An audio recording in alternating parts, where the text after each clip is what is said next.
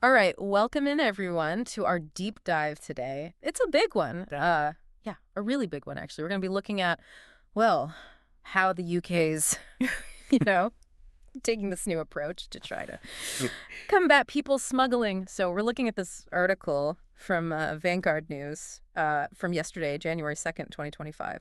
And it's titled Illegal Migration, UK to crack down on people smugglers with travel ban, phone restriction. Wow.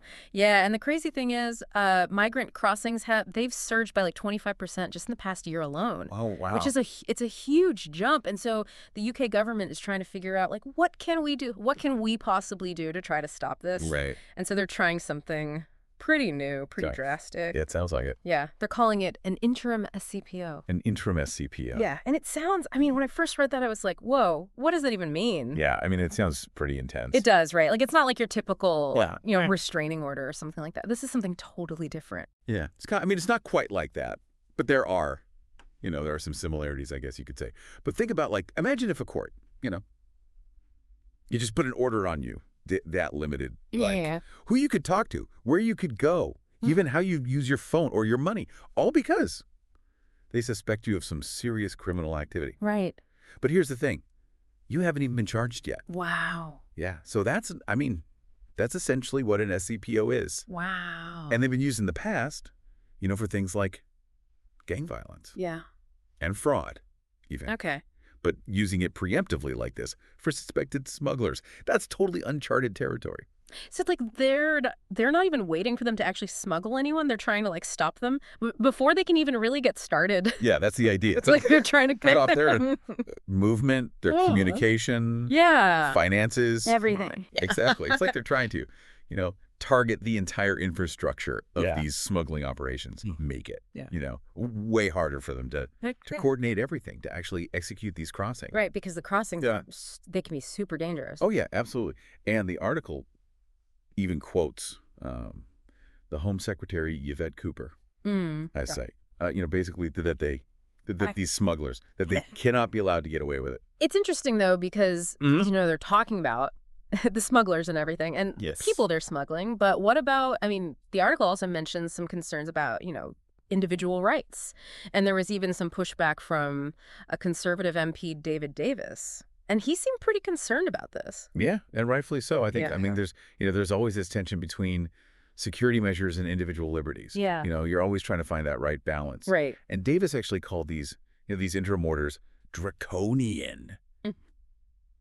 He's arguing that they're undermining due process and that they could unfairly impact law-abiding citizens, just because they happen to be suspected of something. And then, on top of that, it's not just about legal rights either. The Refugee Council is arguing that, focusing just on enforcement, it actually just pushes smugglers to take greater risks. And that could lead to even more dangerous crossings and potentially some really tragic outcomes. So it's like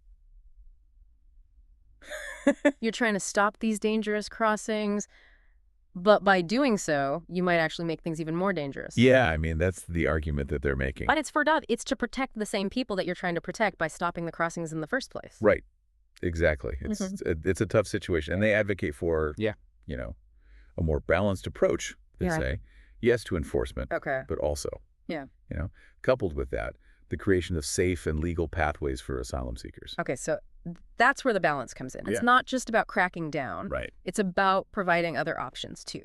So it seems like the question becomes, how do you find that balance between security and compassion? That's the million-dollar question right there. Yeah, because on one hand, you've got the government who's trying to stop these dangerous crossings and dismantle these criminal networks. But then on the other hand, you've got these concerns about, potential overreach and unintended consequences and the need for these humane solutions as well. Yeah, it's a complex issue for sure. Yeah, it's a tough one. No easy answers. No easy answers at all.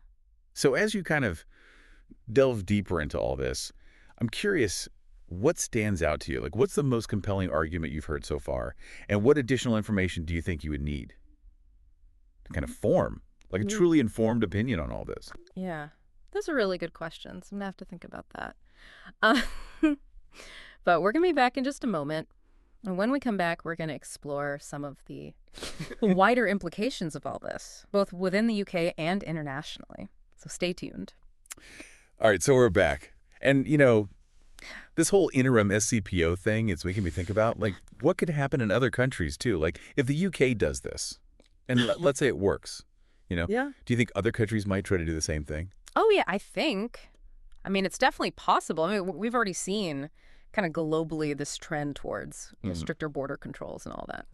So if the UK, Gotcha. if they do this and it looks like it's working, even if it's just perceived success, other countries they might jump on that bandwagon and be like, oh, we got to do that too. And this could be like a much bigger deal than just the UK. This could impact like how migration is managed Yeah. on like an international level. Yeah, for sure. Wow. And it could even, spark some new legal battles over human rights and stuff. It's hard to say. Yeah.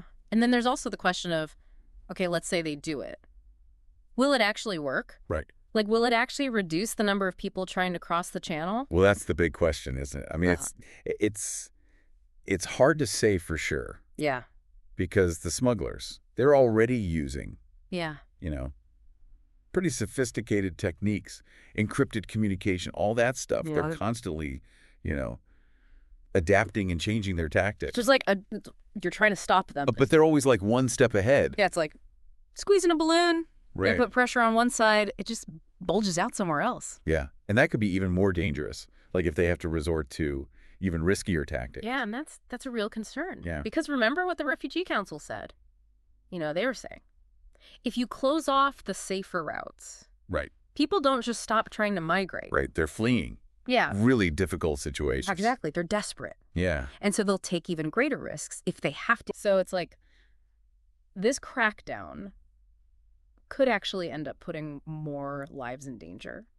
Potentially. Yeah. Wow. And what about like the people who are legitimate asylum seekers? Right. If they get caught up in this dragnet of suspicion, even if they have a valid claim, like how do they prove their innocence? That's right. That's a really important point because there's a risk that genuine refugees, people fleeing war, persecution, all of that, they could get caught up in the system. Right. And then it just makes it even harder for them Yeah. to navigate the system. Right. And to, Yeah. try to prove that they have a valid claim. So we're talking about like some serious ethical questions here. Oh, yeah, absolutely. Like balancing security concerns with these humanitarian obligations.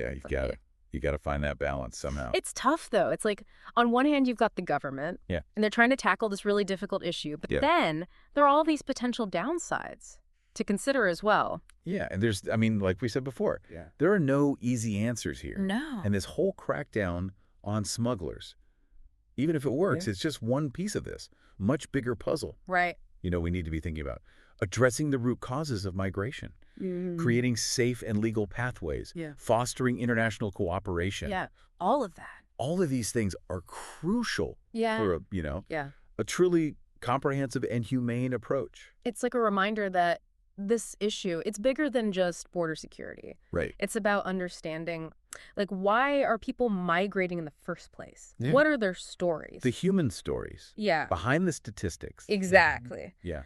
Working towards solutions that actually uphold both security and compassion. Well said. So we've talked about a lot. We have. We've talked about the international ripple effects, the question of whether it'll even work, the risk of unintended consequences, the ethical dilemmas. And we're not done yet. When we come back, we're going to leave you with a final thought-provoking question to ponder as you continue to follow this story. So stick with us. And we are back for the final part of our deep dive into the UK's proposed crackdown on people smuggling. We've talked about the interim SCPOs, the possible global impact, the ethics of it all. It's a lot. It's a lot to take in. Yeah. And as we've seen, there are no easy answers here. Yeah. But there's one more thing, one more question we need to consider. Okay, lay it on me. So let's imagine the UK goes ahead with these SCPOs, and let's say they actually work. The smuggling goes down.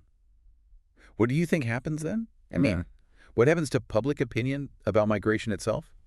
That's a good question. So you're thinking beyond just, the legal stuff. Yeah. And the logistics. You're thinking about how people feel Exactly. Like, could a decrease in crossings, even if it's because of Yeah. these controversial measures, could it actually make anti-immigrant sentiment worse? Oh, interesting. Like, would people see it as proof that the hardline approach is the right way to go?